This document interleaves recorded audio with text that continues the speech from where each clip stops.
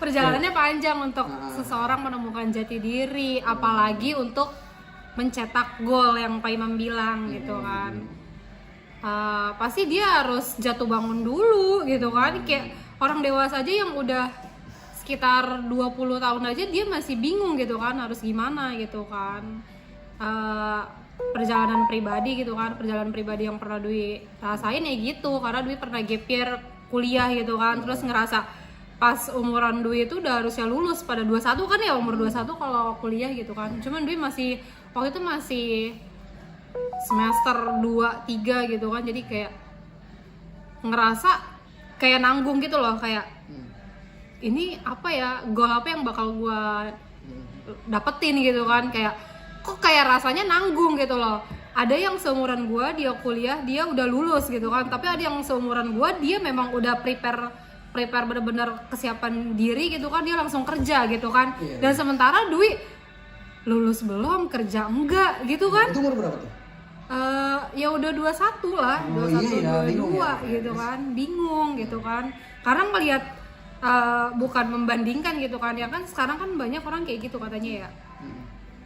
Jangan bandingin diri kita sama ini orang lain gitu. Kenapa kan gitu? Ya katanya ya kita kan punya jalannya masing-masing gitu gitu kan, apa ya, emang jalannya apa sih? Jalan apa? Jalannya masing-masing tuh kayak gimana sih jalannya masing-masing itu? Jalan masing-masing ya yang emang dia jalanin, maksudnya apa ya? Misalkan jalan Wudu itu apa nih? Jalan Dwi. Ya sekarang udah ketemu jalannya belum? Sekarang udah. Nah, jalannya jadi kayak gimana? Lebih ke ya udah lu gak usah jalan menuju apa ya? Jalan menuju ketenangan sih, ketenangan. Ternyata yang kita butuhkan itu ya ketenangan itu gitu loh. Jadi overthink, jujur dia orangnya overthink kan. Segala sesuatunya itu yang belum terjadi udah dipikirin gitu kan. Wah, di situ udah banyak ngerasain kok kayak baca motivasi justru malah bikin tekanan gitu kan. Pernah deh ngerasain kayak gitu, baca motivasi tapi justru malah jadi tekanan. Banyak orang yang ya kita ternyata tidak dipungkiri, orang yang memang sukses itu dia latar belakangnya memang dari keluarga yang berada juga gitu. Agak berapa persen mungkin dia yang memang dari nol dulu deh, yang dulu yang tadi motivasi apa yang malah bikin nggak tenang. Iya, bikin yang malah bikin jadi down, kayak lu tuh harus bangun pagi gitu kan, lu harus ngerjain minimal lu bikin to-do list. Iya, bikin planner gitu kan, punya buku planner, lu ngerjain kok. Tapi dia dengan cara bikin vlog itu enjoy banget gitu loh. Kayak lu anak perempuan, lu di rumah emang punya kerjaan ngebantuin orang tua lu. Itu pribadi Dwi ya, karena Dwi anak perempuan gitu kan. Kayak seumuran kita sama, tapi kegiatannya dia tuh bikin to-do list itu tuh kayak bikin planner, ke coffee shop gitu kan. Kalau kamu mau sukses, kamu harus bikin planner dari sekarang. Oh gitu. Jangan males-males bikin nulis, catet katanya gitu. Dengan dia pedenya itu ke coffee shop sambil ngelihat view yang ini gitu kan. Lah sementara kan Dwi nggak punya waktu kan, Dwi harus ngebantuin orang tua di rumah gitu kan. Kayak gue nggak kayak gitu loh, jadi kayak dia ngerasa jadi, atau mungkin karena ini nih, karena definisi suksesnya berbeda menurut dia. Yang ini contohnya siapa sih contohnya yang dilihat tulisnya itu? Dwi lupa lagi, dia kemarin exchange yang menurut dia orang itu sukses itu apa golongnya? Iya sih, dia Dwi sukses tuh apa? Ya jadi ya menurut dulu deh sukses itu apa? Kan gue dulu mau sukses nih. Nah apa tuh sukses itu apa? Sukses apa? Sukses ya sekarang dia udah banyak belajar gitu kan ya. Sukses itu kalau untuk pribadi dia ya udah ketenangan gitu. Oke, ya. Berarti kan menurut Budi ini sukses itu tenang. Iya. Kalau kita kemana-mana tenang itu udah termasuk sukses. Oke. Nggak penting orang-orang agree apa disagree. Iya. Kan? Nah sama nggak kira-kira kesuksesannya Budi sama orang yang tadi? Sama apa itu? Jauh beda gitu kan, jauh beda. Terus tapi kan maksudnya yang kita lihat itu Ya sebelumnya nih ya, makanya kenapa Dwi ngerasa ih kok gitu, ih kok dia, ih kok gue gitu kan. Ya itu, ya sebelumnya Dwi ngelihat berarti kayak dia motivasiin apa itu? ya motivasiin kalau lu mau sukses tuh begini gitu kan. Nah Iya. di situ kan Dwi ya udah kepatok sendiri gitu kan, oh kalau mau sukses kayak gitu kan. Iya. Padahal mah pada saat sekarang udah pengen setup suksesnya itu mau tenang, harus apa? Bersyukur. Nah ya udah berarti kan gampang kan harusnya kan? Iya karena ya alhamdulillahnya ya dia udah apa namanya udah menjalani itu semua, makanya kalau Jalannya apaan? ya maksudnya Kamu kayak umur kamu berapa, Wi? 26. 26 tuh udah menjalani semua ya? Keren juga. belum pasti banyak goals lain. Oh, goals masih lain banyak apa? yang goals lain nih goals kayak lain. mendapatkan pendamping yang bertanggung jawab segala macam itu kan jadi banyak ya pasti kan namanya manusia satu langkah tercapai masih mau Apa nih yang udah gitu. tercapai apa? Yang udah tercapai di umur 26 ini? Ya kayak kurang lebihnya untuk bersyukur ini ya karir gitu kan, karir udah punya penghasilan sendiri gitu kan, kayak pendidikan udah selesai gitu kan, S1 gitu kan, cuman ya pasti kan rasa-rasa pengen berkarir kan masih ada, kayak mau lanjut S2 atau segala macem Iya, gitu berarti kan. udah banyak nih yang tercapai. Iya, Nah mulai sekarang dari pendidikan, karir gitu. berarti yang belum tercapai apa goalnya belum tercapai? Yang belum tercapai, Ada nggak? yang belum tercapai. Apa udah kelar gini aja? Enggak Nah, lah. ya apalagi kedepannya ini kan yang udah tercapai kan berarti yang pas kan yang udah berlalu kan. Nah, sekarang ini yang kedepannya. Yang apa? Apa dulu? Yang kedepannya mau ngapain? Kedepannya mau ngapain? Mau goalnya mau apa nih? Cita-cita kedepannya masih ada apa udah habis? Ya banyak. Nah, apa nih? Apa? Lah kan kamu sendiri yang punya cita-cita. Eh, ya banyak lah. Cuman ya udah jalanin aja dulu gitu. Ya apa yang deket-deket ini aja kan ada yang jauh, terus ada yang deket, ada yang pertengahan gitu kan ya. Kayak misalnya goal ini kayak gue bisa dapat di umur 50 deh. Goal ini gue kayak bisa dapat umur 40 deh. Goal ini gue bisa dapat di umur 30 deh gitu kan ya. Maksudnya kalau misalkan rencana gue ada rencana jangka pendek, menengah sama panjang kan. Iya. Yang pendek aja, yang pendek dulu yang kelihatan, nggak usah jauh-jauh. Karir sih. Karir kenapa? Ya maksudnya pengen nambah ilmu lagi aja, terus kayaknya ngelihat pengen jadi guru kreatif sih. Kamu menurut kamu jadi guru kreatif itu bagus?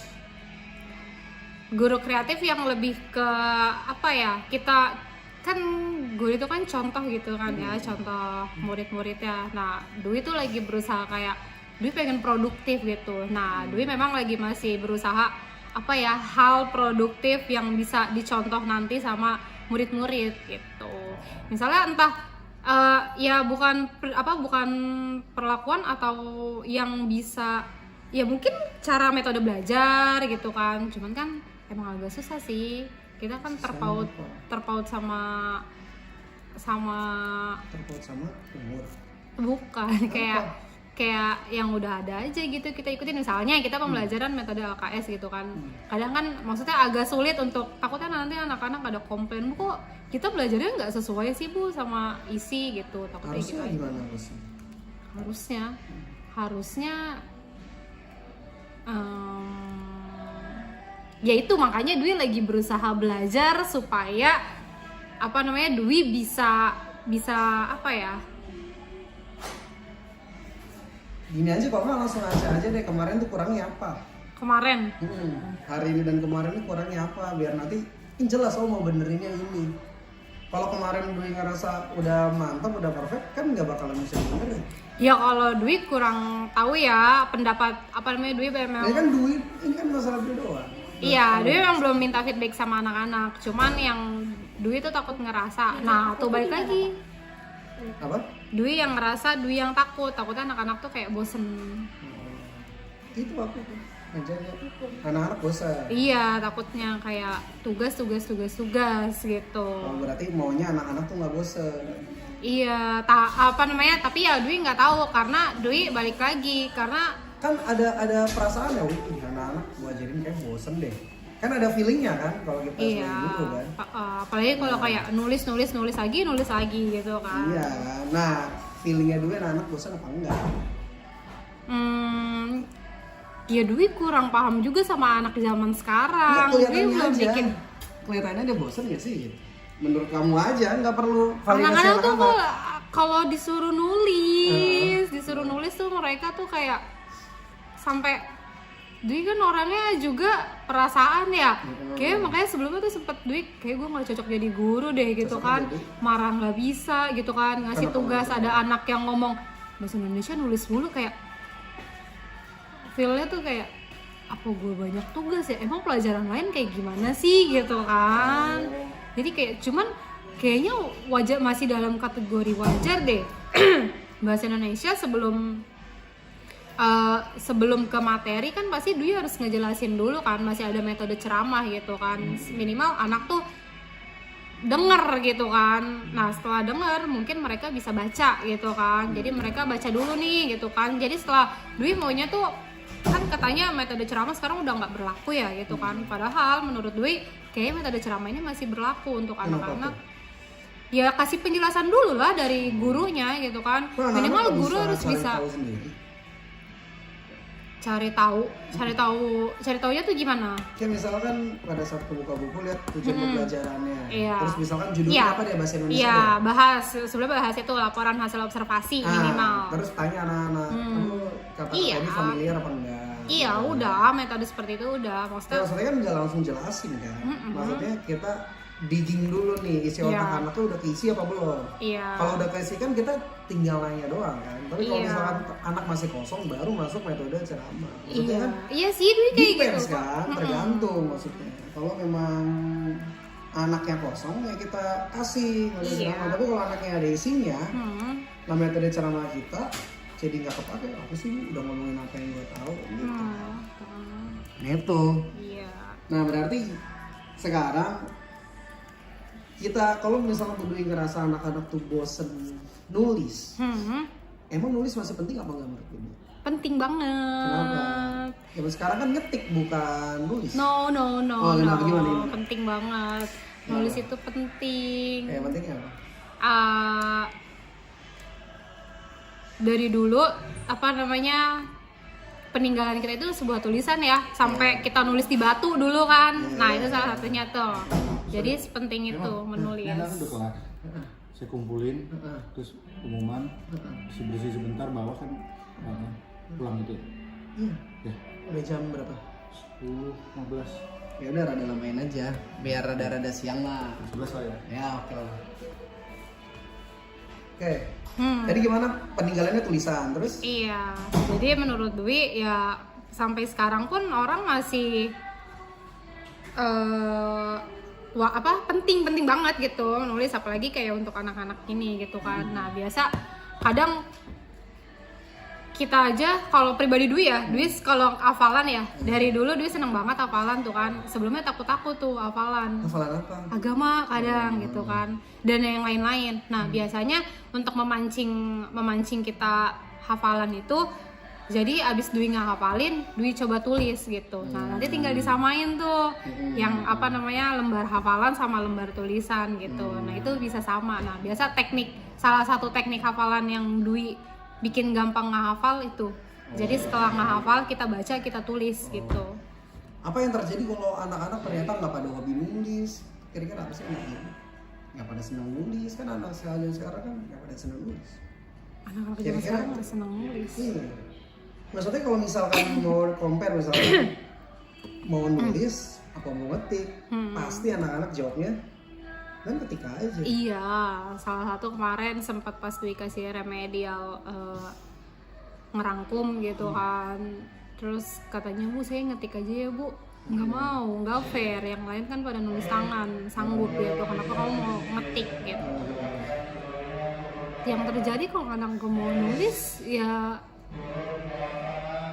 susah gitu. Kita kan nggak terpaku aja sama komputer. Nanti kamu nulis, misalnya kamu ngetik gitu kan. Enggak gitu juga caranya gitu loh. Terus kamu ngetik, Bu nggak ada printan, saya kirim PDF, apaan? Nggak, masih ada buku, masih ada alat tulis, jadi menulis sih. ya mungkin anak-anak jadi kenapa malas nulis tuh karena kita nggak kasih tahu manfaat nulis itu apa. Sedangkan Manfaat anak-anak nulis. tahu lebih praktis ngetik kan. Ini ya lebih praktis ya. Pemikiran anak tuh mungkin begini. Endingnya tuh sama tulisannya, sama-sama kebacanya. Kenapa berdui ribet nyuruh kita nulis? Sedangkan sebenarnya zaman sekarang ini kan udah ada laptop, Lah, gitu kan. Kamu Udah ngetik ada juga kan web. sama-sama pakai tangan. Iya. Nulisnya pakai tangan, ya udah sama aja. Tapi kalau ngetik itu kekinian banget. Ya Kayak kan? Kalau Iya. nulis itu old school banget. Apakah Bu Dwi ini ternyata orangnya ternyata penampilannya muda, isinya ternyata orang tua? ya sekarang gini aja, kita kan masih di ranah pendidikan. Kita di ranah pendidikan yang memang masih menggunakan alat tulis gitu kan. Di sini kan kita masih menggunakan alat tulis, nggak semuanya kalian menggunakan teknologi smartphone gitu kan, gawai gitu. Kalian nggak semua menggunakan gawai, atau mungkin kalian bawa laptop gitu kan ke sekolah, kan enggak juga gitu kan. Kalian masih menggunakan alat tulis, jadi ya menulis Sebenarnya kecuali kita bisa kasih tahu gini, Wi. Saya masih pro nulis ya. Karena apa? Saya dulu itu pernah mempelajarin orang dari cara tulisannya. iya betul. Gitu kan. Nah, kalau misalkan kita ngetik Hmm, itu kalau misalkan kita jadi HR ya, itu kita bakalan susah apa? susah filter. Tapi kalau misalkan dengan tulisan, contohnya nih misalnya nih, kalau misalnya tulisannya orang yang apa namanya, orang yang boros sama yang enggak misalnya. Nah, orang yang boros biasanya kasih space tuh itunya tuh, tulisannya dikasih space-nya terlalu longgar kayak gitu kan. Maksudnya kalau untuk posisi kita pengen ngelamar kerja itu bakalan memudahkan HR untuk itu untuk apa ya, menilai siapa kita. Tapi kalau misalkan kita nulis kita ngetik, HR tuh bakalan gimana nih gue cara pertama kali filter gitu kan. Pertama itu pentingnya, yang kedua itu ngajarin proses otomatis. Kalau anak-anak mencintai proses itu insya Allah hasilnya tuh bakalan bagus. Nah sekarang minusnya anak-anak tuh pengennya instan. iya betul. Dan ini kenapa orang-orang suka judi, karena hasilnya instan. Ya bang nggak? Benar. Iya, karena nggak suka proses. Judi kan gampang, tinggal top up, terus klik gitunya. Apa sih main judul itu klik gitu kan ya? Nggak tahu. Iya, pokoknya begitulah. Tinggal ibaratnya tuh tinggal klik terus dapat apa enggak, kan instan. Padahal yang paling bagus itu kan ininya kan. Apa? Dari hasil tulisan ada kajian psikologis ya kan? Ya memang ada kajian psikologi. Contohnya saya sering lihat ada anak-anak tanda tangannya ada bintang-bintangnya. Itu berarti anak itu pengen jadi stars gitu kan. Bisa. Tapi tanda tangannya ada bintangnya enggak? Nggak ada, titik aja ada titik belakangnya. aja. Iya, kadang-kadang bisa begitu. Benar Kalau banget. misalkan Ada yang bintang kecil, ada yang iya. bintang besar tuh di tanda tangan. Terus misalnya kalau misalnya kita orang jujur apa enggaknya dilihat dari cara kita nyoret. Kalau misalkan nyoretnya diurek-urek sampai habis, itu orangnya tuh suka nutupin kesalahan banget dan itu gak bagus buat tim. Tapi kalau misalnya orang yang bagus nyoretnya cukup seret gitu kan. Dan itu bagus buat tim karena apa, pada saat orang yang nyoret seret itu salah, dia tuh mau orang-orang expose kesalahannya. Iya. Terus nanti baru nih oke, secara tim gua salah ini apa yang harus kita lakukan Iya. bareng-bareng gitu. Ya intinya ya tahu itu salah gitu kan ya. Ya maksudnya banyak yang masih dipelajarin anak-anak, tapi kita tuh belum deliver ilmu itu ke anak-anak. Makanya anak-anak tuh masih nggak suka nulis. Iya. Itu mungkin kalau kita kasih penjelasan apa namanya kenapa nulis itu penting dan mau jelasinnya, akhirnya anak-anak oh ternyata begitu ya. Tapi kalau misalnya cuman pokoknya doang, anak kepikiran nggak asik nih guru kayak orang tua gitu ya kan. Tapi kan kalau ngasih pemahaman kayak gitu ke anak, habis jamnya. Keburu Sebenarnya belajar. itu kan pelajaran. Jadi yang Kita ngejar materi gimana kan, kita prosesnya lagi ngejar materi. Kadang beberapa kesempatan Dwi memang ada hal lain yang dibicarakan gitu kan, kayak materinya tentang kaidah kebahasaan bahasa Indonesia gitu. Terus kayak kenapa sih kita penting banget belajar kaidah kebahasaan gitu kan. Oh, ternyata kaidah kebahasaan ini kita bisa belajar untuk teknik bahasa Indonesia sendiri ya. Dia kan ada 3 ya. Mulai ya Dwi jelasin ke anak-anak kayak metode pendidikannya gitu kan. pendidikan, bahasa dan sastra ternyata berbeda gitu kan. Kok apa namanya sebelumnya kalau bahasa itu kita masuknya ke kaidah kebahasaan gitu kan, kayak ada linguistik, semantik dan sebagainya teman-temannya. Makanya kenapa kita ada cara baca, ada fonologi, fonem dan sebagainya, ada majas gitu kan, itu di bahasa. Tapi kalau di sastra kan kita belajar kayak karya sastra, ada penyair, ada puisi, cerpen, novel dan sebagainya gitu. Makanya akhirnya sebelum Dwi jelasin ke pure materi, ya Dwi jelasin dulu kenapa di bahasa Indonesia itu ada yang namanya ciri-ciri, struktur, kaidah gitu kan. Jadi Dwi jelasin ke apa namanya yang kita mau pelajari nih gitu kan. Nah baru ke materi inti. Materi inti apa yang kita pelajarin? Oh sekarang kita sedang mempelajari teks, laporan hasil observasi, misalnya seperti itu. Soalnya yang menarik gini, Wi. Kan kalau Dwi kan berpaku ngabis materi ya. Saya pernah ikut MGMP bahasa Inggris. Terus ada memang dari international school. Saya MGMP itu kan SMK ya dulu, sempat belajar bahasa Inggris kan. Nah pada saat dibedah bukunya, kata orang-orang internasional, waduh Pak ini bahasa Inggrisnya basic sekali gitu kan. Kenapa bisa bilang basic? Ya karena tingkatan sekolah internasional tuh udah nggak gitu lagi. Ya itu dia. Udah lebih lagi. Berarti jadi maksudnya begini, Wi. Sekolah internasional. bukan begitu. Maksudnya begini. Pemerintah itu ngasih kurikulum itu berdasarkan concern nasional. Maksudnya maksud concern nasional itu gini. Kalau misalkan kita di Jakarta, masalahnya bakalan berbeda sama di daerah lain. Iya. Contoh di daerah pesisir lah, pasti beda. Nah, minusnya pendidikan Indonesia itu karena dia itu pengen menyeratakan semua. Iya, betul. Nah, jadi sebenarnya yang lebih mengerti anak-anak kita tuh kita, Wi.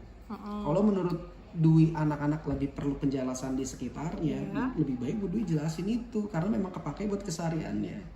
Kalau misalkan kita ngikutin yang pemerintah, sedangkan sebenarnya itu tuh menurutnya kita nggak bisa deliver anak-anak kalau ternyata ilmu ini penting, itu bakal menjadi ilmu yang nggak penting. Dan pelajaran yang kita kejar-kejar bakal pada saat anak keluar ya pada hilang karena anak yang ngerasa ilmu itu penting. Ya tapi jadi maksudnya tuh mendingan kalau misalkan ada hal-hal yang harus dijelasin sekarang, mendingan dijelasin aja karena memang itu kebutuhan mendesak sekarang. Nah kalau misalkan memang nggak ada kebutuhan mendesak sekarang, kita baru bisa ngikutin pelajaran pemerintah. Ya misalkan kayak tadi kalau misalkan Budu ngejelasin benar-benar penting kenapa kita harus menulis, itu kan benar sekarang itu yang diperluin. Karena apa? Nanti ke depannya anak-anak menulis itu bakalan lebih rajin, lebih masuk akal pada saat dia nulis. Dia ngerti kalau dia itu lagi belajar. Tapi kalau misalkan kita skip ini untuk ngejar materi yang dari pemerintah buat, yang ada ilmu yang diperluin sekarang itu nggak ke deliver. Tapi kan Dwi takut kayak nanti ke jenjang ini dia ngerasa kayak nggak belajar ini deh gitu, apalagi kalau udah ujian. Itu gimana? Sebenarnya ya nggak apa-apa ya karena memang belum, mau gimana. Jadi berarti gapnya di sini, Wi. Ngerasa nggak sih anak-anak zaman sekarang itu kemarin itu nggak pada bisa ngitung deh, kurang pada bisa ngitung karena kita sebagai guru tuh gak mau nyecer gini loh. Sekarang pada saat zaman Pak Anies itu kan anak-anak wajib naik kelas semua. Akhirnya anak-anak yang bisa yang nggak bisa baca, anak-anak yang nggak bisa ngitung itu main naik aja. Sedangkan kita sebagai guru dikasih pelajarannya yang udah kalau kelas 3 berarti harus begini, kelas 4 berarti harus begini, kelas 5 berarti harus begini dan seterusnya. Akhirnya pada saat yang basic ini nggak diajarin, sampai lulus pun dia rusak. Iya, betul. Nah, gitu maksudnya kalau zaman dulu itu kan pada saat kita sekolah nih, itu pasti tiap pagi pas saat kelas 1 2 paginya pasti belajar baca. Terus siangnya itu pasti sebelum pulang kali-kalian. Iya, udah berdiri di depan kelas mau masuk, kita berdiri di depan kelas, di depan tuh kan supaya bisa masuk kita hafalan dulu nih store perkalian gitu kan, mau pulang kita store lagi, siapa yang bisa pulang duluan. Kalau dulu metodenya kayak gitu ya. Berarti begini, sekarang guru-guru lebih egois daripada guru zaman dulu. Iya bang nggak? Karena lebih mentingin, oh iya gue kan punya goal untuk menyelesaikan semua bab yang ada di sini tanpa mentingin anak. Oh ternyata anak tuh perlunya di sini. Oh iya. Ngerti gak sih? Ngerti, paham. Nah iya, kita tuh sebagai guru tuh kayak egois, pengen menyelesaikan bab. Ya kan kalau pribadi Dwi ngerasa bukan egois ya, lebih kayak tuntutan gak sih? Kan tuntutan ke kita juga, kita udah dikasih beban nih ya kan. Apalagi sekarang katanya ada modul gitu kan. Nah itu modul yang harus dikasih ke anak gitu kan, harus ada aksi nyata segala macam gitu kan, yang berdampak ke anak-anak gitu kan.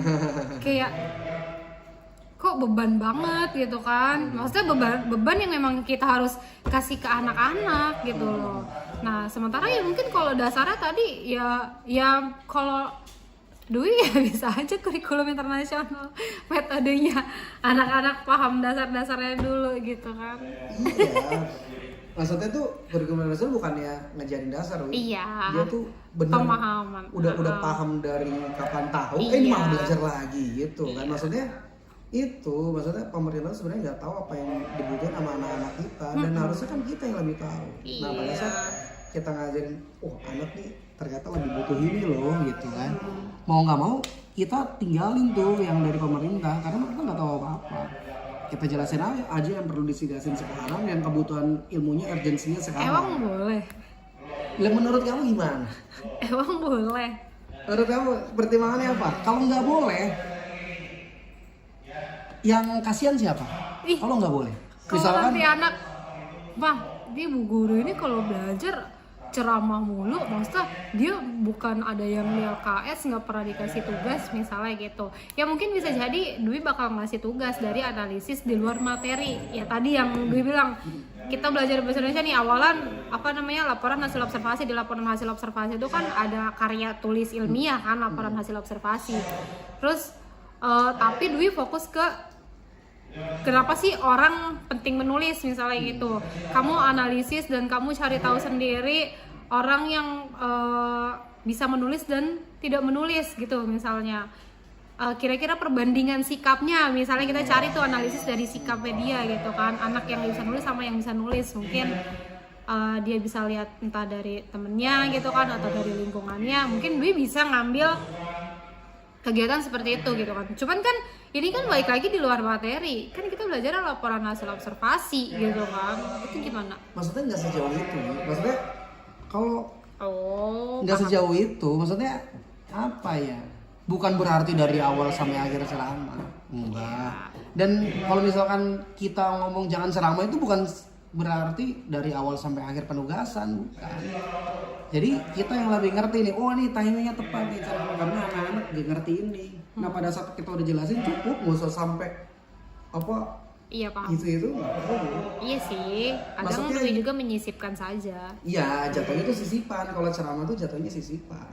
Maksudnya kan kita lagi belajar, katakanlah Dwi belajar apa contohnya?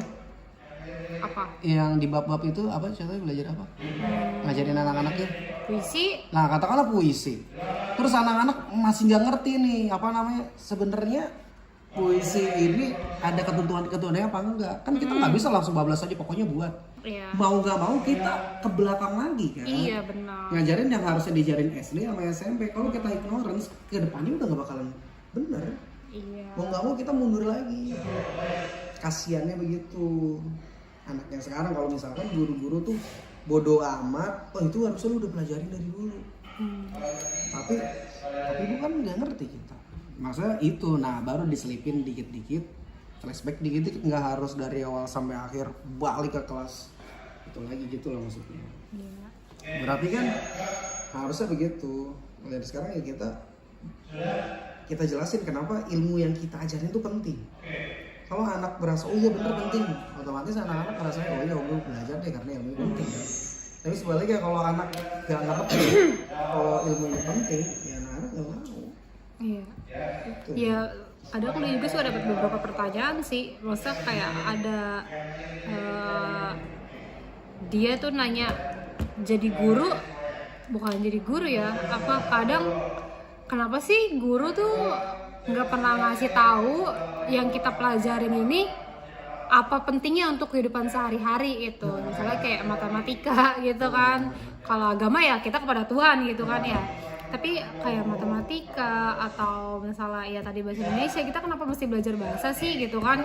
Kita kan udah bisa pandai ngomong nih gitu kan. Kita udah pandai ngomong gitu kan. Ngapain belajar segala, nggak jelas nih. Terus kalau kayak matematika kita kalkulus segala macam itu pentingnya apa gitu untuk kehidupan sehari-hari gitu.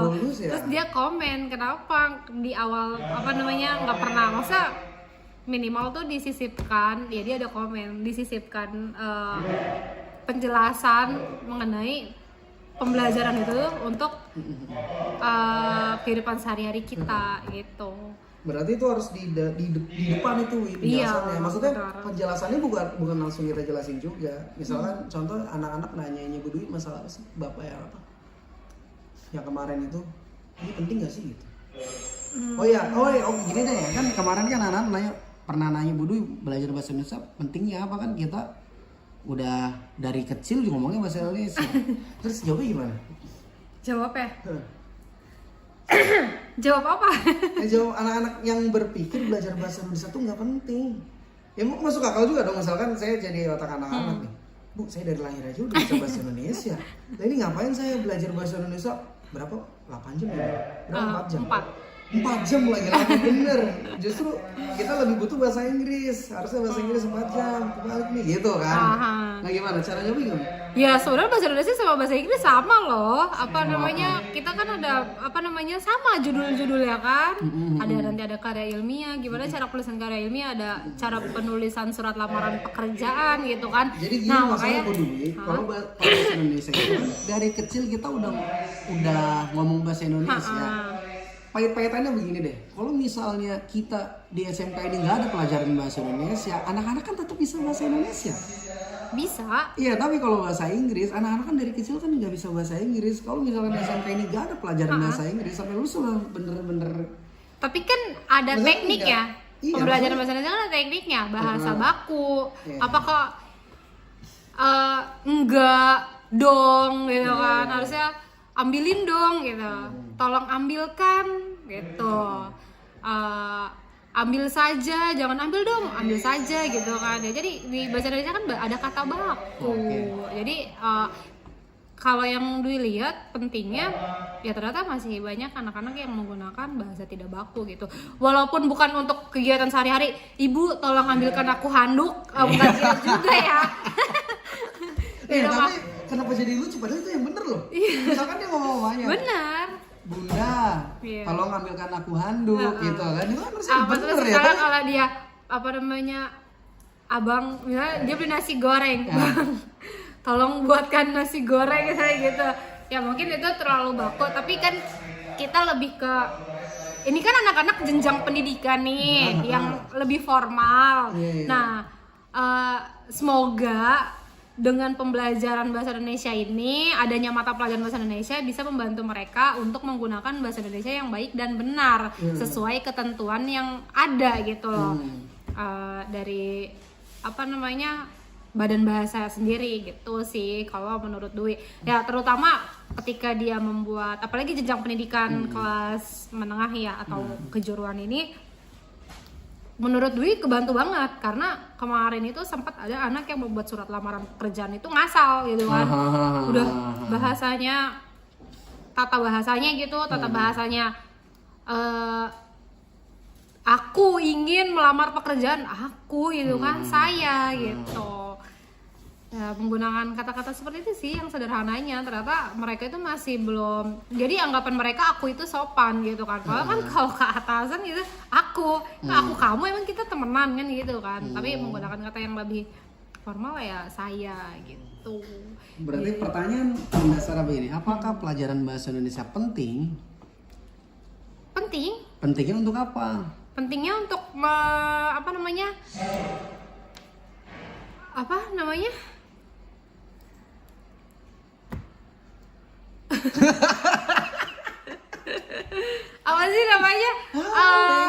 Mengiringi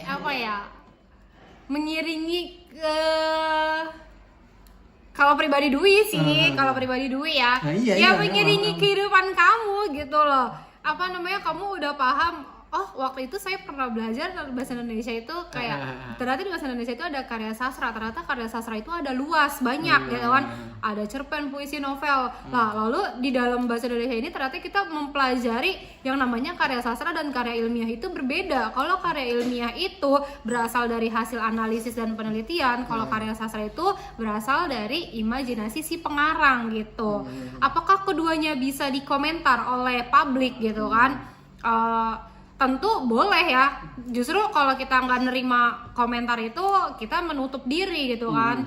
Nah kalau ya balik lagi, kalau yang namanya hasil analisis karya ilmiah ya, hasil analisis tentu tidak bisa dibantah gitu kan, karena dia sudah menggunakan proses yang panjang gitu kan dari hasil penelitian itu gitu kan. Kayak kacang hijau bermanfaat untuk ibu hamil atau apa gitu kan, atau misalnya lidah buaya bermanfaat untuk rambut, dia udah melakukan proses analisis gitu kan. Tapi kalau karya sastra juga boleh dikomentar nggak? Tentu boleh gitu kan. Balik lagi, kalau si karyanya ini tidak boleh dianalisis, tidak boleh dikomentar, justru si pengarang, si penyair dia menutup diri untuk mau. Makanya kan kalau di karya sastra sendiri kan ada yang namanya lupa. Ada yang namanya ada yang namanya apa kalau komentar Pak? Kalau di ini nggak bagus nih gitu, apa namanya? Revisi. Diapain? Bukan direvisi, di apa? Komentarin. Selain komentar? Ya apa? Dikritik ya. Di karya sastra itu ada yang namanya kritik sastra gitu. Ada yang namanya kritik sastra ya, itu tadi yang Pak Imam sebelumnya bilang kalau puisi itu harus ada teknisnya gak gitu. Oh ternyata ada. Dulu itu ada puisi lama dan sekarang ada puisi modern gitu kan. Puisi lama itu dia terikat dengan rima yang belakangnya ada sama gitu, terikat dengan bait dan baris gitu kan. Dalam satu bait itu harus ada 4 baris, itu dulu gitu. Tapi karena berjalannya waktu, sekarang ada yang namanya puisi modern. Terkadang puisi modern pun dibuat menggunakan esai gitu, jadi puisi esai gitu yang lebih panjang, yang lebih seperti cerita, tapi balik lagi tetap menggunakan diksi, pemilihan kata atau majas-majas yang digunakan gitu. Sekarang perlakukan saya kayak anak SMK deh. Kalau misalkan dengan penjelasan itu, oke saya paham. Tapi kalau misalkan dengan penjelasan itu, anak SMK gurunya ngomong apaan? Kan kita nih, saya anak SMK kelas 10 deh. Nanyanya itu bahasa Indonesia buat apaan Bu Dwi? Kok ngomongin karya ilmiah, pasti bakalan ada pertanyaan. Karya ilmiah itu apaan Bu Dwi? Iya, karya sastra itu apa Bu Dwi? Iya, udah dijelasin, tapi paham sih mereka. Ya saya coba jelasin ke saya. Apanya? Iya, buat apa nih? Maksudnya yang basic kesehariannya, dia kan kesehariannya itu kan nggak ngecek karya ilmiah. Dia kesehariannya itu kan nggak cek karya sastra. Ya, sebelum Dwi pertanyakan, Dwi udah follow up kayak kita di kelas kita di kelas 7, kelas 8, kelas 9, kita udah pernah ya mempelajari yang namanya laporan hasil percobaan gitu. Laporan hasil percobaan itu kita misalnya cara masak air gitu kan. Masak air itu kan menguap tuh ya kan. Kalau udah menggolak tuh menguap gitu kan. Nah, itu kan salah satu hasil percobaan kita cari, mungkin itu masuknya ke IPA juga gitu kan. Tapi kan teknisnya ini kita membuat rangkaian rangkaian kata pengantarnya gitu kan. Oh, pada 30 menit ketika air dimasak. Nah, ini kan kita mengolah kata gitu kan. Nah, itu dalam pembelajaran bahasa Indonesia. Nah, ketika kita membuat kata pengantar itu kan kita itu sedang menyusun karya ilmiah gitu kan. Kenapa dikatakan sebagai karya ilmiah? Karena kita sedang melakukan penelitian atau melihat secara langsung gitu. Nah, itu bisa dikatakan sebagai karya ilmiah. Jadi dulu follow up dulu. Kita udah pernah mempelajari. Lalu, apakah di sini ada yang pernah membaca puisi atau membuat cerpen? Misalnya, terkadang mereka zaman sekarang anak sering bercerita gitu kan ya. Ya nggak tahu sih kalau sekarang ya. Tapi kalau dulu pribadi Dwi memang kayak Dear Diary gitu kan. Itu kan udah salah satu sebuah karangan cerita gitu kan. Entah itu panjang pendek sesuai perasaannya dia. Biasa itu kan menggunakan perasaannya dia gitu. Navigasi kan Distrik Navigasi dan Bawaslu. Gimana kok? Iya, 12. Naik kelas 12, yang navigasi duluan aja Bun, biar langsung diperpanjang. Dia habis 14 Juli navigasi, biar langsung aja. Kalau kita masuk tanggal berapa? 14. Ya udah berarti pas. Masih. Gitu. Coba kalau misalkan saya anak SD deh. Anak SD? Misalkan saya anak SD, saya nanya. Ini belajar bahasa Indonesia buat apa sih? Belajar bahasa Indonesia buat apa? Kan kalau di bahasa Indonesia kan dasar Pak, dasar mereka bisa baca, terus misalnya kita biar kamu bisa baca. Kita menganalisis sebuah cerita sih lebih. Makanya kan pada hari Minggu Budi berkumpul dengan teman-temannya di lapangan sepak bola. Budi lalu bertemu gitu. Nah di situ kita bisa menganalisis, oh pada cerita ini kita tahu nih ada waktu pada hari Minggu. Oh kan di mana tempatnya gitu kan? Oh di lapangan gitu kan, di lapangan sepak bola. Nah jadi dari sebuah cerita ternyata kita bisa menganalisis suatu keadaan, waktu, suasana gitu. Nah misalkan kalau sekarang saya anak SMP, Bu Dwi belajar bahasa Indonesia buat apaan sih, kan sudah belajar nih kayaknya di SD. Buat apa belajar lagi gitu? Melanjutkan, kan kamu masih dalam ranah pendidikan. Oh gimana tuh lanjutannya apa? Iya, kamu masih dalam ranah pendidikan. Jadi apakah saya akan belajar yang kemarin saya pelajarin di SD itu? Tentu tidak, ini akan bertahap gitu. Apa nih? Seperti kamu lebih mengetahui tadi kita udah mulai memasuki yang namanya karya sastra gitu kan. Lalu ada karya ilmiah gitu. Kalau sebelumnya kamu di sekolah dasar sudah memahami sebuah cerita, menganalisis sebuah cerita, oh ternyata Budi gitu kan bermain di mana gitu kan, biasa ada yang namanya sudut pandang gitu ya Pak, ada sudut pandang. Jadi ada orang pertama ini siapa? Iya ini cerita nih menceritakan orang pertama apa orang kedua apa orang ketiga gitu. Jadi ada sudut pandang, kita udah mulai menganalisis ada sudut pandang tuh gitu. Kalau di SMP ya kita menambah kali ya, menambah pengetahuan baru dengan adanya karya ilmiah, dengan adanya ternyata di SMP ini bukan gak penting lagi ya, tapi maksudnya kita tuh udah hatam di SD yang namanya SPOK gitu kan, subjek, predikat, objek gitu, keterangan gitu kan. Kita di SD udah mempelajari itu, lalu di SMP ya kita mulai memasuki, jujur Dwi sempat nggak kaget ya, kayaknya Dwi inget di SMP kayaknya belum belajar laporan hasil percobaan waktu itu. Cuman sekarang Dwi ngajar kelas 8 udah ada karya ilmiah. Karya ilmiah yang harus melakukan penelitian, dan penelitiannya memang dasar sih. Misalnya kamu bikin penelitian. Penelitian apa yang dasar? Di kelas 8 ya kemarin ya, Dwi sempat baca. Dwi juga bingung ya harus gimana. Jadi penelitian mengenai keadaan sekolah misalnya, ya itu makanya Dwi kan sederhananya menyederhanakan. Kalian jangan, maksudnya ini bingung, pusing banget gimana caranya penelitian itu apa sih gitu kan. Coba kalian sekarang analisis aja dari sekarang. Misalnya kalian pertama buat keterangan dulu, sekolah SMP Padindi berada di mana gitu kan. SMP Padindi memiliki berapa lantai nih. Nah itu kan udah ada, dia udah melakukan penelitian. Oh iya ada 2 gedung gitu, ada 2 lantai gitu kan. Ada 2 lantai, ada berapa nih ruang kelasnya. Lalu jumlah rombel di sekolah ini, kelas 7-nya ada berapa, 8-nya berapa, 9-nya berapa. Nah itu kan udah termasuk ke dalam. Sebenarnya kalau yang Dwi baca itu di LKS di panduan itu agak berat banget, karena dia lebih membahas itu tentang kegiatan pembelajaran. Jadi kegiatan pembelajaran di luar ruang kelas itu lebih efektif. Kayak agak berat gitu kan. Makanya udah dicoba ke anak-anak sebelum Budi nentuin ini sudah, dan mereka agak kesulitan. Nah akhirnya Dwi sederhanakan lagi.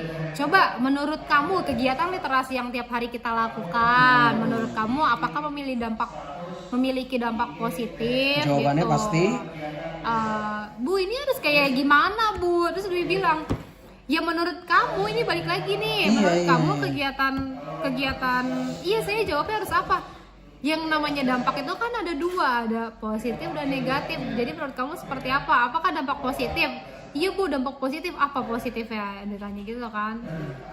Nggak tahu ya apa, misalnya apakah kamu memiliki apa, dengan kegiatan literasi kamu akhirnya memiliki kepercayaan diri misalnya gitu untuk membaca teks pidato di depan teman-teman kamu. Iya Bu, ya udah akhirnya kayak ya udah harus dituntun pelan-pelan. Tapi alhamdulillah akhirnya dapet lah, ya kan?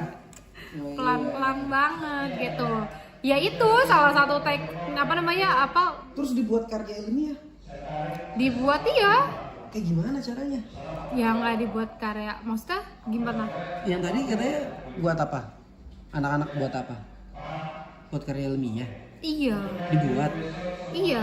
Terus Tapi anak-anak buat dengan mengurangi teknik ini ya, metode penelitian ya, karena Iya. agak susah kalau pakai metode penelitian. Iya, terus akhirnya komprominya di mana? Akhirnya buatnya gimana Buatnya ya udah, yang penting mereka bisa analisis keadaan nyata gitu, keadaan fakta dulu gitu. Akhirnya kompromi gitu. Maksudnya gitu, pemerintah minta kita harus bisa sesuai gitu kan ya. Tapi kan Kaget loh Dwi. kenyataannya. Ya kenyataannya anak-anak kita tuh, makanya kita yang ngerti sendiri anak-anak itu. Kalau kita langsung blok begitu aja terus bodo amat lah. Oh ya harus semuanya. Ya ada anak-anak malah nggak ngerjain sama sekali karena nggak bisa kan. Tapi di satu sisi bener. mungkin di sekolah-sekolah yang udah maju kayak begitu kayak gini doang aku belum bisa. Gitu. Makanya kayak pemerintah tuh kayak cuma nentuin standar, eksekutornya tuh kita. Nah kalau misalkan pemerintah kamu mikir, ketinggian nih, anak gue bisanya gini, udah kayaknya gini dulu deh. Tapi nanti kita bakalan ke situ. Tapi begini dulu deh, gitu maksudnya. Kayak berarti SMP udah rumit juga bahasa Indonesia ya. Benar banget, makanya. Kalau misalkan saya anak SMK akhirnya, Bu, saya kan SD udah belajar tadi, SMP udah belajar kayak gitu. Sekarang yang SMK, buat apa lagi Bu? Belajar bahasa Indonesia. SMK belajar bahasa Indonesia untuk apa? Iya, kan SD udah belajar kayak tadi tuh, lumayan. SMP udah mulai terus SMK masih aja Bu, 4 jam lagi. Emang nggak bisa aja sejam doang, mau 2 jam doang. Kan SD SMP udah, gimana? Ya banyak sih pentingnya gitu kan, ya tetap gitu. Yang tadi sebelumnya Dwi bilang, tidak mengelakkan bahwa kita ada dalam ranah pendidikan gitu. Sampai kamu kuliah pun yang namanya bahasa itu ada ya Pak ya. Iya, di itu walaupun dasarnya mungkin di semester 1 atau semester 2 gitu kan, ada pasti gitu kan. Ya itu balik lagi, kita ada dalam ranah pendidikan gitu. Kalau kamu emang nggak suka dengan sebuah mata pelajaran ya udah gitu. Ya udah apa? Gimana dong biar saya suka pelajaran di butuh gimana? Soalnya ada beberapa anak yang dia udah mulai setup goal, dia pengen kuliah jurusan bahasa Indonesia karena pengen jadi guru bahasa Indonesia. Iya benar, anak ada yang begitu. Nah anaknya mah, karena anak yang saya kan biasanya yang rada-rada bermasalah kan. Anak bermasalah, menurut orang-orang yang lain anak bermasalah, dia justru pengen punya punya pemikiran dia bakalan kuliah, terus dia bakal jadi guru apa yang kamu senengin, guru bahasa Indonesia. Nah akhirnya saya ngomong ke dia begini, ya udah karena kamu boleh pengen kuliah di bahasa Indonesia, terus masih kelas 10 anaknya, mungkin nanti bakalan ke kelas 11 deh kan. Tapi bagus udah punya setup goal sendiri. Akhirnya saya ngomong gini, ya udah kalau kamu pengen masuk kuliah terus negeri, otomatis mau nggak mau nilai rapotnya harus bagus. Coba kamu lihat, ada nggak nilai rapot kamu yang 90? Dia ngomongnya ada nggak? Pasti nggak ada, gitu kan. Ya udah, coba nih karena kamu pengen ngerti bahasa Indonesia, ya udah kamu ke Bu Dwi coba. Bu, saya pengen dapat nilainya 90, kira-kira saya harus ngapain ya? Udah ada belum anak yang gitu? Enggak. Iya, ini kenapa saya pengen buat begini? Karena itu anak-anak terkadang kita tuh punya feedback bagus buat anak-anak, tapi anak-anak tuh gampang lupa. Tuh nanti saya upload. Ini kalau kau pengen pengingat, lihat video yang kemarin aja. Kalau pengen mempecut motivasi kamu, dengerin video yang kemarin saya upload aja. Soalnya kan saya nggak mungkin tiap hari ngecek itu anak-anak lagi. Yep. Makanya nanti insya Allah ke depannya anak-anak SMK Al-Jihad semuanya dapat. Untuk apa? Untuk ini loh, sadar loh, lo tuh punya goalnya ini di awal, jangan sampai encong gitu maksudnya. Nanti si golek kayak begitu. Tapi kan semua di luar kontrol Pak. Maksudnya gini, kayak dalam situasi tertentu kadang anak pola pikirnya masih ada yang gue di situasi apa ya, gue harus ngomong apa ya gitu. Tapi itu anak lucu kan, dia saya goalnya begini, kalau misalkan pengen masuk universitas negeri kan nilai rapot harus bagus. Kan acuannya nilai rapot bagus itu apa sih? At least ada 90 deh. Terus saya tanya sama dia, kamu paling bisa tuh, paling senang pelajaran apa? Paling senang bahasa Indonesia. Terus apa? IPAS. Oke, terus bahasa Indonesia pelajaran siapa sih? Bu Dwi gitu kan. Ya udah, saya coba kalau misalkan kamu ngomong begitu sama Bu Dwi. Misalnya kayak tadi, Bu Dwi saya pengen masuk kuliah. Kata Pak Imam, diarahin biar dapat nilai 90. Coba tanya ke Bu Dwi, kira-kira saya harus ngelakuin apa ya biar nanti dapat nilai 90. Coba di set dulu sebelumnya, kalau memang dia suka gitu ya.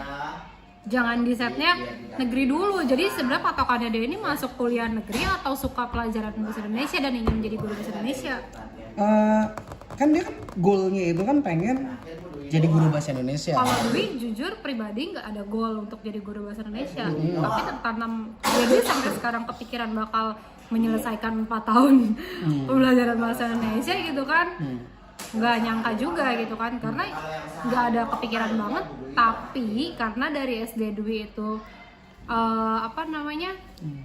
center gitu kan, center sering maju baca cerpen gitu ya, kayak feels like Dwi suka gitu sama cerita gitu, sama sebuah cerita. Jadi nggak ada patokan gue mau masuk gue mau masuk perguruan tinggi negeri, nanti gue mau ngambil bahasa Indonesia, terus nanti gue mau minta nilai besar bahasa Indonesia ke guru bahasa Indonesia. Nah, patokannya nih, patokan masuk perkuliahan negeri dulu atau mau memang lanjut dengan pendidikan bahasa Indonesia gitu. Goal dia itu kan pengen bahasa Indonesia. Nah, saya kan ngarahin berarti pasti yang paling mantep dulu dong. Maksudnya kalau dengan anak berusaha langsung paling mantep, itu kan walaupun gagal pun dia tetap dimantep, kalau yang kata Bung Karno bilang gitu kan. Kalau misalkan kita punya cita-cita setinggi langit, kalau jatuh pun masih di antara bintang-bintang kan. Nah, maksudnya kayak begitu. Saya setupnya ya udah, kalau benar pengen jadi guru bahasa Indonesia ya udah langsung aja kuliah di universitas negeri sekalian. Terus butuhnya apa sih? Yang butuhnya itu nilai yang bagus. Nah, akhirnya saya ngomong ke Bu Dwi, anaknya saya suruh ngomong ke Bu Dwi, kayak begitu Bu Dwi kayak yang tadi. Nah, saya nanya begini, kira-kira Bu Dwi balasnya gimana? Oh iya, bagus gitu kan, suportif. Jadi saya dengar kata-kata anak tuh kalau misalkan ngomong ke Bu Dwi itu orangnya suportif gitu kan, bakalan support anaknya gitu kan. Udah, coba kalau misalkan Bu Miftah, kamu ngomong-ngomong kayak gimana? Misalkan Bu Miftah, saya mau punya goalnya sekarang mau jadi guru, terus harus kuliahnya di masuk negeri dulu. Saya pengen di pelajaran ibu itu dapat nilai 90. Kira-kira saya harus ngapain ya? Terus anaknya ngomong gini, tumben gitu katanya. Jadi kemungkinan Bu Miftah tuh bakalan jawab, tumben bener gitu. Oh beneran kayak gitu? Iya. Terus gimana lagi? Iya, tapi tetap diajarin Pak. Jadi maksudnya kalau Bu Dwi langsung suportif, kalau Bu Dwi tahu nggak kayak gitu. Jadi terkadang anak tuh punya pemikiran sendiri tentang guru-guru itu. Nah, tapi minusnya tuh anak ternyata nggak ngelakuin apa yang saya kasih tahu gitu. Padahal itu kan goalnya dia, bukan maunya saya kan, bukan maunya saya dia yang jadi guru bahasa Indonesia, bukan maunya saya, bukan maunya saya juga dia kuliah 2 INJ. Saya cuman menggali sebenarnya tuh dia tuh punya goalnya apa, bukan goalnya saya, goalnya dia. Nah, dengan goalnya itu kita kasih jalan kan, tapi ternyata anak-anak terlalu banyak distraksi di luar kan. Iya. Akhirnya ya makanya kalau untuk pertanyaan berat ke anak perihal jati diri mereka, goalsnya apa, kalau kata Dwi agak ngeblank sih sebelum mereka merasakan benar-benar dunia nyata gitu loh. Karena menurut Dwi dunia nyata itu ya ketika mereka sudah tidak merasakan pendidikan, maksudnya bukan merasakan pendidikan ya, dalam lingkup ranah pendidikan. Lu ngeliat teman-teman lu pada kerja gitu kan, lu di rumah lu pasti banyak pikiran gitu. Lu pasti di rumah banyak pikiran lu, teman-teman gue kerja gitu kan, gue di rumah masih minta duit emak, kayak pasti ada tekanan dalam diri dia ngerasa nggak produktif pasti gitu kan. Ya nggak tahu ya, kan individu orang masing-masing. Ada yang berpikir, ada yang stuck gitu kan. Ada yang berpikir, ada yang stuck, ada yang berpikir tapi nggak mau jalan-jalan gitu kan. Gitu. Ada yang berpikir dia bergerak, ada yang berpikir tapi dia takut-takut, ada yang memang stuck. Udahlah, pasrah gitu. Jadi beberapa kadang individu orang beda-beda kayak gitu. Jadi kalau untuk mungkin bisa aja untuk memancing ya, untuk sekarang ini memancing goals kamu apa sih? Mungkin bisa aja kali ya. Bisa masuk. Cuman pasti kalau ditanya jati diri pasti mereka bakal bingung sih. Padahal dulu tuh saya udah ngasih jati diri anak-anak itu. Saya kasih tahu jati diri kamu itu ya orang Islam, nyembah Allah, ya, orang tua. Nanti kamu pulang ke surga karena kita Nabi Adam itu kan kalau punya KTP cetak lahir di surga. Sebenarnya kampung kita kan surga ibaratnya. Wangi banget kopinya. Mantap ya. Oke, ini ada udah kopinya nih. Enggak lah, udah minta kopi udahan aja lah. Nanti Guys, ini nggak ada kopinya guys. Dari tadi diajak ngomong nih sama Pak Imam tapi nggak ada kopinya. Coba. Aduh, ini sebagai penikmat kopi nih harus ada nih di sini sekarang nih kopinya. Yaudah kita tutup aja deh, dia minta kopi. Oke, makasih. Ya. Assalamualaikum warahmatullahi wabarakatuh. Assalamualaikum.